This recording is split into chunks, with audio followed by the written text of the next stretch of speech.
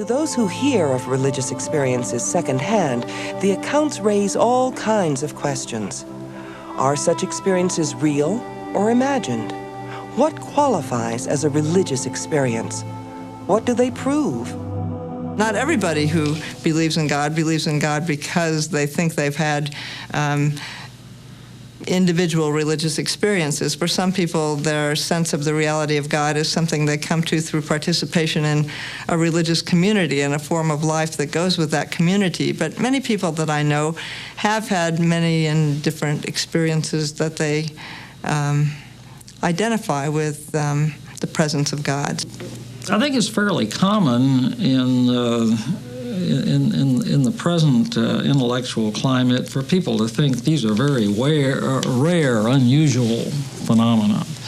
It turns out that over half of the people believe themselves to have been directly aware of the presence of God at some times in their lives.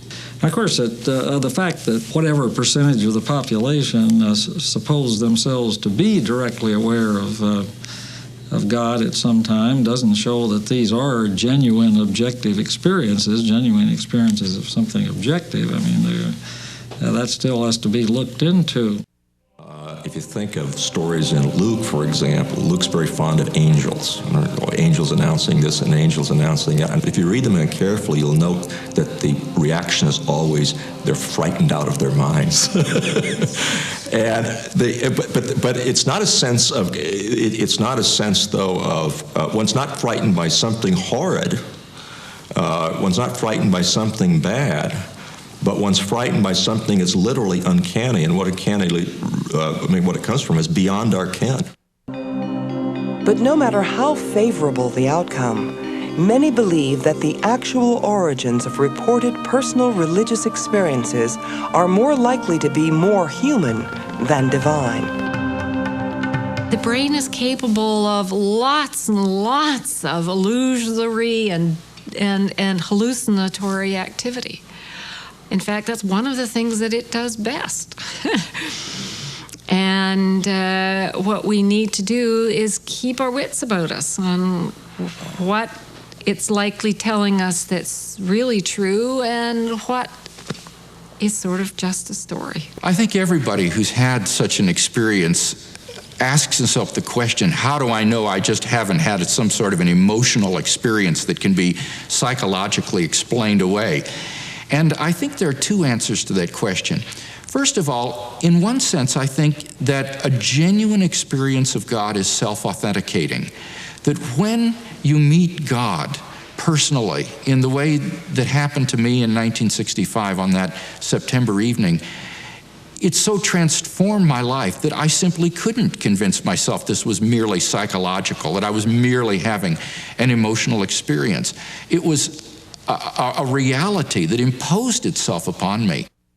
The hunch is that religious experiences are the products of some delusive belief-producing mechanism of some sort or another, wish fulfillment, perhaps psychosis of some sort or another, perhaps a neurophysiological disorder. There's complication upon complication, because even if this would be true of some types of religious experience, it might not be true of others. I think it's very healthy to remember that most mystics are very sane, well-balanced, and often quite intelligent and well-educated people. Philosopher Richard Swinburne says that what holds for all experiences, including religious ones, is a basic principle of rationality he calls the principle of credulity. He writes that, "My conclusion about the considerable evidential force of religious experience depends on my principle of credulity that apparent perceptions ought to be taken at their face value in the absence of positive reason for challenge."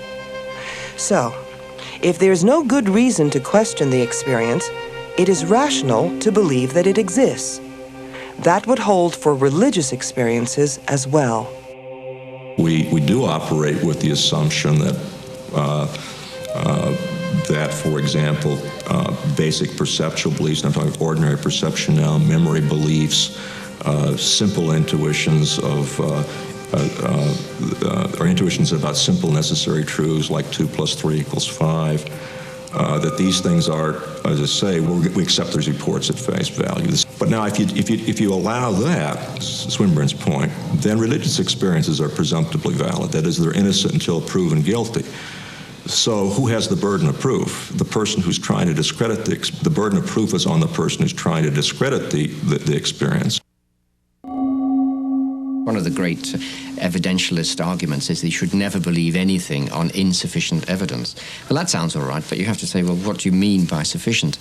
And James, rather provocatively, really, said sometimes you should believe when there is insufficient evidence. And the sort of case he was thinking of, he gave three conditions of it. First of all, it must be a forced option. That is, there's no alternative. So you might say, well, either I've got to swim for the shore from a sinking ship, or I've got to go down with the ship. I've got to make that decision. It's a forced option. And then he said, well, these cases, it must be a vital option. That is, it must really make a significant difference to the whole of your life. And thirdly, James said it must be a living option, not something which is just theoretical, but something actually presents itself to you as a challenge in your culture. And he thinks, well, Christianity, for example, is a living option for you, whereas probably being an ancient Aztec isn't. Now, that's what James had in mind. Religion is really about having a fuller, more vital life. If that's true, then in that situation, you can't wait for the evidence.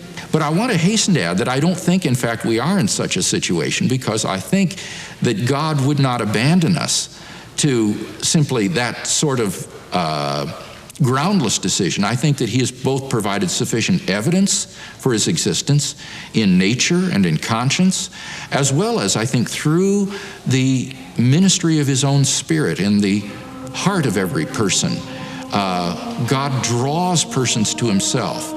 If you're going to have a personal relationship with God, there's got to be some mutual awareness of each other. And I don't think God has any trouble perceiving us. That's not that's not where the problem would lie. So that's why I think that the mystical perception is not of interest only, or even primarily as a basis for beliefs about God. It's primarily of importance in theistic religion as a way of achieving the highest good, which is a loving relationship with God.